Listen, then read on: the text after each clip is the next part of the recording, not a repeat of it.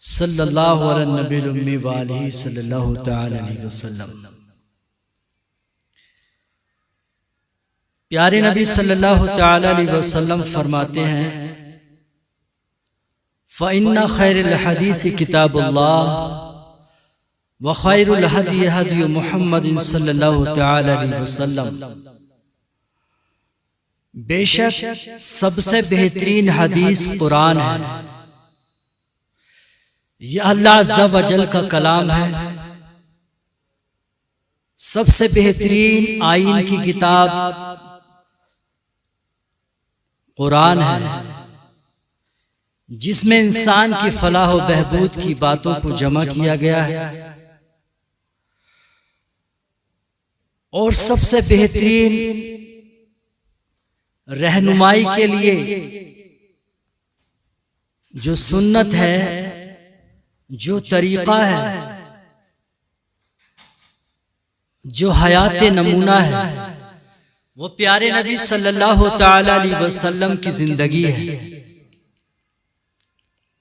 नुस्ख़े कुरान को समझने के लिए प्यारे नबी सल्लल्लाहु तआला अलैहि वसल्लम की जिंदगी को समझना बहुत जरूरी है।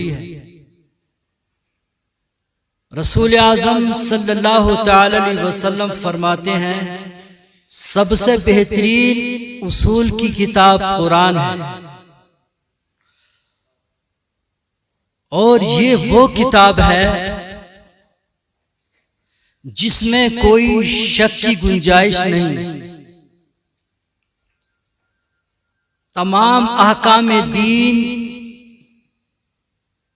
अल्लाह तबारक व तआला ने अपनी मुक़द्दस किताब कुरान में जमा फरमाए। और जैसा कि हजरत उमर रज़ियल्लाहु ताला ने अपनी ज़बान मुबारक से कहा, हस्बुना किताबुल्लाह, हमारे लिए प्यारे नबी सल्लल्लाहु ताला अलैहि वसल्लम की मोहब्बत में जो किताब अल्लाह ने हमको अता फरमाई कुरान, वो हमारे लिए काफी है। रसूल आज़म सल्लल्लाहु तआला अलैहि वसल्लम की जिंदगी हमारे लिए बेहतरीन नमूना है। हमने किसी भी मसले को हल करना है तो नस कुरान से मिलती है। जितने भी यह काम हैं उनके लिए नस हमें कुरान से तलाश करनी होती है।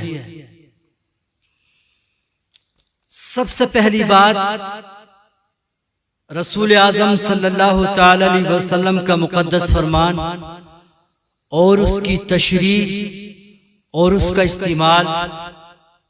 जैसा कि आज के दौर सोशल मीडिया पे बहुत सारी बातें नफा के लिए दीन की ईमान वाले मुसलमान सुनते हैं, लेकिन जरूरी नहीं है हर बात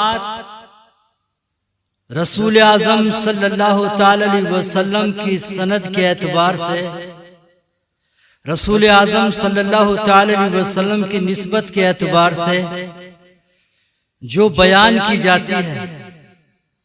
फैसला करने वाली किताब कुरान है, इसलिए कि ये अल्लाह तबारक व तआला का मुक़द्दस वो कलाम है। ये रसूल आज़म सल्लल्लाहु तआला अलैहि वसल्लम की ज़बान से निकलने वाली वो हदीस है जिसमें ज़बान प्यारे नबी सल्लल्लाहु तआला अलैहि वसल्लम की होती है और कलाम अल्लाह तबारक व तआला वही के जरिए अपने महबूब के जरिए हम तक पहुंचाता है।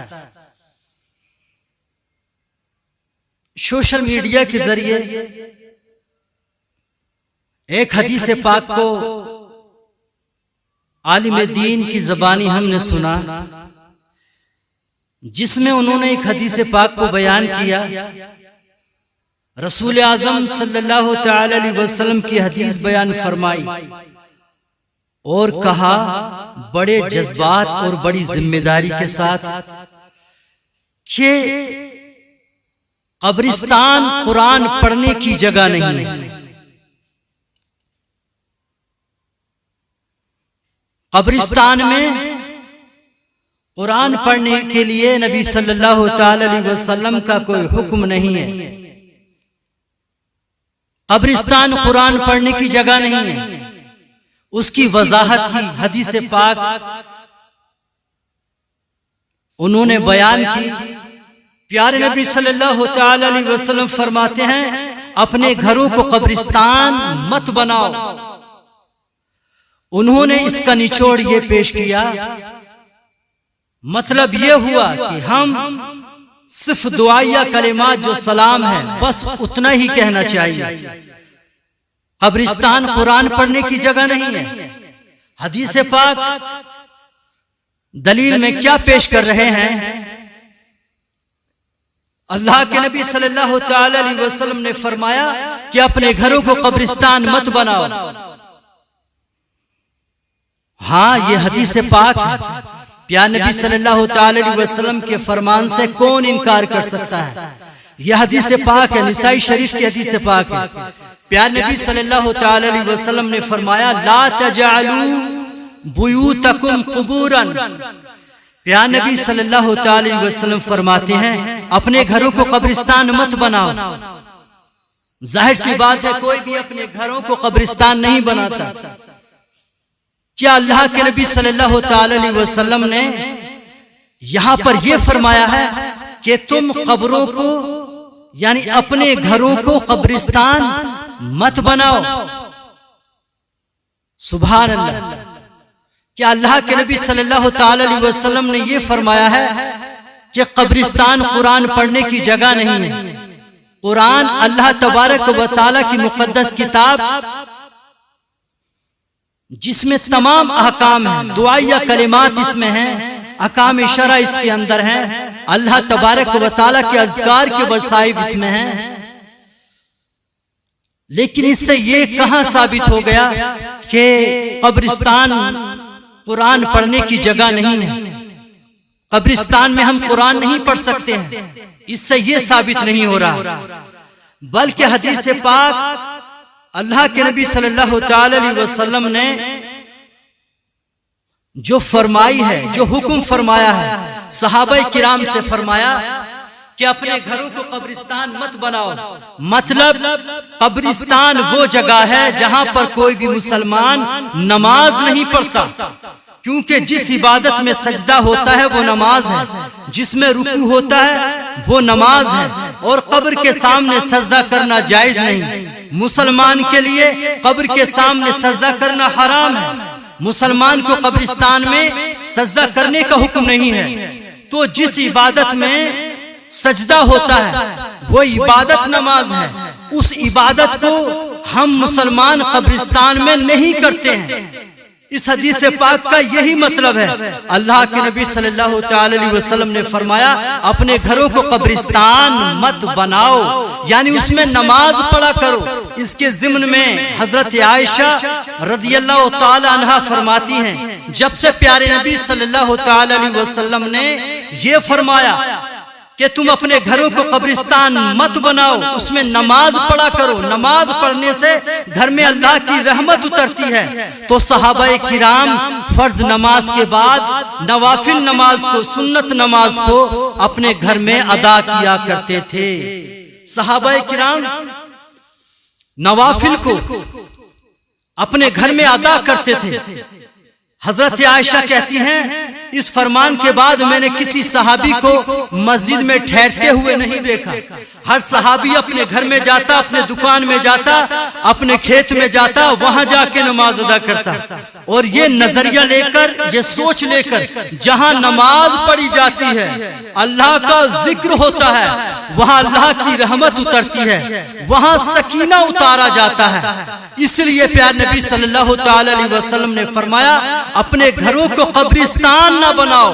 और एक हदीस पाक प्यारे नबी सल्लल्लाहु अलैहि वसल्लम फरमाते हैं, नबी सल्लल्लाहु अलैहि वसल्लम की जिंदगी में, आपकी हयात में, मस्जिद नबवी में हब्श की एक रहने वाली औरत एक ज़ईफ़ा मस्जिद नबवी में सफाई किया करती थी। अचानक उसका इंतकाल हो गया। कई रोज गुजर गए। नबी सल्लल्लाहु ताला अलैहि वसल्लम ने सहाबाए किराम से पूछा, फला खातून नजर नहीं आ रही है, क्या हुआ? सहाबाए किराम ने जवाब दिया, या रसूलल्लाह सल्लल्लाहु ताला अलैहि वसल्लम, फला रोज उस खातून का इंतकाल हो गया। प्यारे नबी सल्लल्लाहु ताला अलैहि वसल्लम ने पूछा, आपने उसकी खबर हमको क्यों नहीं दी? सहाबाए किराम बोले, या रसूलल्लाह, हमने जरूरी नहीं समझा आपको तकलीफ देना। नबी सल्लल्लाहु ताला अलैहि वसल्लम ने फरमाया, आपने ये क्या समझा? नबी सल्लल्लाहु ताला अलैहि वसल्लम ने फरमाया, चलो मुझको कब्रिस्तान ले चलो। नबी सल्लल्लाहु ताला अलैहि वसल्लम सहाबाए किराम के साथ कब्रिस्तान पहुंचे। वहां पर 4 तकबीरों के साथ नमाज जनाजा अदा फरमाई। नबी सल्लल्लाहु ताला अलैहि वसल्लम ने नमाज जना पढ़ी, अल्लाह नमाज जनाजा अदा की, सना पढ़ी, दुआए मगफिरत की। अल्लाह के नबी सल्लल्लाहु ताला अलैहि वसल्लम से साबित हुआ, कब्रिस्तान में जाकर अल्लाह के नबी सल्लल्लाहु ताला अलैहि वसल्लम ने उसकी कब्र पे नमाज अदा फरमाई, उसके लिए दुआ फरमाई। मेरे भाई जरा सोचें, ठंडे दिमाग से गौर करें। सिर्फ सलाम ही साबित नहीं है कि उसको सलाम ही पेश किया जाए, इतना ही पढ़ सकते हैं। जाहिर सी बात है, जो चीज हलाल होती है उसमें एक हिस्से 2 हिस्से उसमें कितना भी इस्तेमाल कर सकते हैं। मुतलकन जो चीज हलाल है उसमें कसरत भी जायज है और उसके अंदर इख्तिसार भी जायज है। अल्लाह के नबी सल्लल्लाहु अलैहि वसल्लम के दीवानों, कब्रिस्तान में चाहे दिन में जाओ वो भी जायज है, रात में जाओ वो भी हलाल है। एक लम्हा ठहरो वो भी मोहब्बत का तकाजा है। कब्रिस्तान इबरत की जगह है। 1 घंटा रहो, 2 घंटा रहो, वो कोई नापाक जगह नहीं है जहाँ पे कुरान नहीं पढ़ सकते। वो कोई ऐसा मकाम नहीं है जहाँ पे हम नमाज अदा नहीं कर सकते। अल्लाह के नबी सल्लल्लाहु ताला अलैहि वसल्लम से सलाम हुक्मन भी साबित है और वहाँ पे नमाज जनाजा पढ़कर तकबीरात पढ़ना भी साबित है और वहाँ पे दुरूद और सलाम पढ़ना भी साबित है, दुआए मगफिरत करना भी साबित है। तो ये कहना कि वहाँ पर कुरान में से कुछ नहीं पढ़ सकते, ये महज नादानी और कम फहमी है। अल्लाह के नबी सल्लल्लाहु ताला अलैहि वसल्लम के फरमान से आगे ना बढ़ो।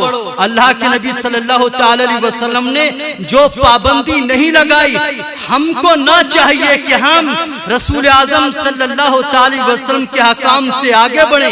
जिस पर बंदिशें नबी सल्लल्लाहु ताला अलैहि वसल्लम ने नहीं लगाई हैं, हम कौन होते हैं बंदिश लगाने वाले?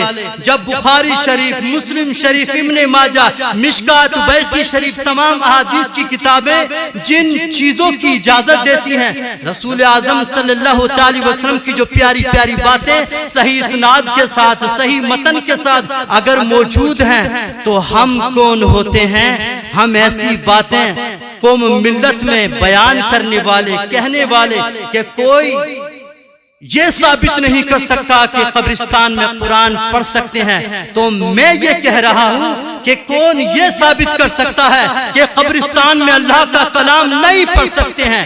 अल्लाह के नबी ने पढ़ा है, इतना कहा जा सकता है। अल्लाह के नबी सल्लल्लाहु ताला अलैहि वसल्लम ने जहां पर जो दुआइयां कलिमात पढ़े हैं और जो दीगर और जो दुआइयां कलिमात हैं कुरान में या हदीस में, उनकी पढ़ने की बिल्कुल इजाजत है। पहली बात हम यहाँ पर ये समझें। दूसरी बात, हम दूसरा कानून, अल्लाह तबारक व तआला का कानून